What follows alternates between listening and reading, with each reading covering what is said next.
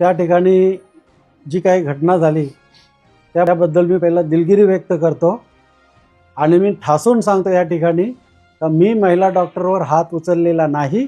ही जी TV फुटेजमध्ये CC camera फुटेजमध्ये जे येते तर कॅमेऱ्याचा अँगलमुळे येत असेल ती महिला डॉक्टर माझ्या मुलीसारखी आहे म्हणून ती म्हणतो, एकेरी उल्लेख करतो ती माझ्या मुलीसारखी आहे। तिचे मॅरेज झाले का नाही ते पण मला माहिती नाही। सतत कानाला बोलत होती, आमची रिक्वेस्ट ऐकत नव्हती आणि त्यामुळे मी तुझा फोन ठेव बाजूला, आमची कंप्लेंट आधी घे, काय तर आमची तक्रार घे, ऐकून घे, एवढंच तिला बोललो आणि मी त्या महिलेला मारलेलं नाही। आम्हाला बाळासाहेबांची शिकवण आहे, त्यामुळे महिलांवर आम्ही हात उचलला नाही आणि याच्यापुढे उचलणार नाही। आणि हे जे काय घडली घटना हॉस्पिटलच्या कमतरतेमुळे असेल तर ते हॉस्पिटल फुलफिल करण्याची जबाबदारी मी आतापासून चालू करेन। परंतु याच्यापुढे ज्यांच्यासाठी मी जे काम केलेलं आहे, ज्यांच्यासाठी मी धावून गेलो, जिच्यावरती संकट आलं होतं, अडचणीत आली होती, समस्या निर्माण झाली होती, त्यांच्यात तोंडून तुम्ही ऐका काय घडले ते त्या सांगतील तुम्हाला। यांनी मला बोलावलं, मी फोन केला यांच्याच फोनवरती, त्यांना फोन द्या सांगितलं डॉक्टरांना। डॉक्टरांनी माझे फोन घेतले नाही आणि 2-2, 3-3, 4-4 वेळा प्रयत्न करून सुद्धा घेतला। ह्या सारख्या रडत होत्या। मला सिरियसनेस समजल्यामुळे मी तिथे गेलो आणि बाकीचे यांच्या तोंडून माझी 5:45 वाजल्यापासून माझ्या मुलीला मी सोनोग्राफी करायसाठी गेली। सोनोग्राफीमध्ये मी पोरगीची क्रिटिकल आहे म्हणून मी हॉस्पिटलला गेली। हॉस्पिटलला सांगितलं का त्यांनी तपासल्यानंतर सांगितलं का मुलगीची कंडिशन खूप खराब आहे। तर कंडिशन खराब आहे तर मग म्हटलं मॅडम तुम्ही ट्रीटमेंट करा काहीतरी। तर मग आमच्याकडे बेडच नाहीये त्यांचा।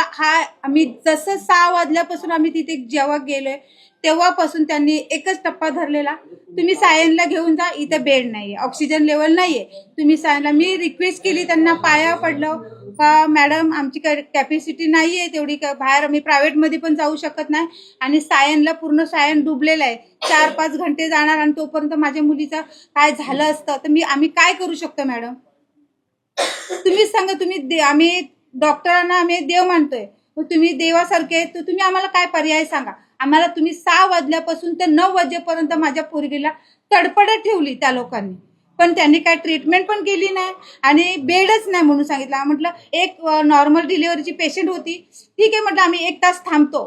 एक लेडीज म्हणजे ऑक्सिजन म्हणजे त्या मुलाला जर ऑक्सिजन लेवल नसेल पाहिजे असेल तर म्हटलं माझ्या मुलाला मिळेल, माझ्या नातीला मिळेल, तुम्ही इथं पण मला इथंच सीझर करायचं आहे आणि मला इथंच ठेवायचं माझ्या मुलीला, कारण का आमची कॅपॅसिटी नाहीये। पुढे काय झालं मग, तुम्ही काय केलं पुढे? मग पुढे त्यांना आम्ही रिक्वेस्टच करतो, ती लोक बोलतात सायनलाच घेऊन जा।